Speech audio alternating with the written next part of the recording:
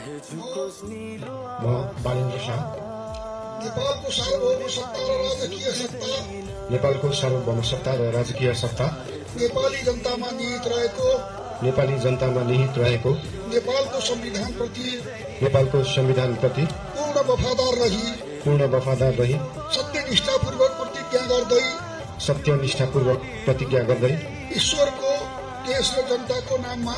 ईश्वर, देश र जनताको नाममा शपथ लिन्छु कि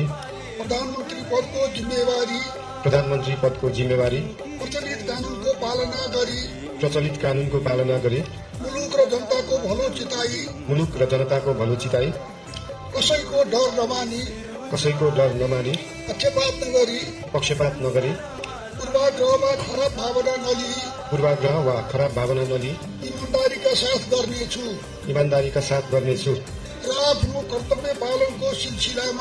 र आफ्नो कर्तव्य पालनको सिलसिलामा आफूलाई जानकारीमा आएको कुरा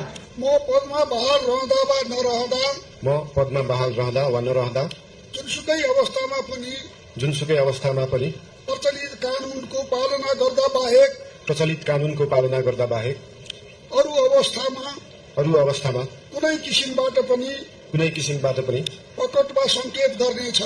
प्रकट वा संकेत गर्ने छैन। धन्यवाद।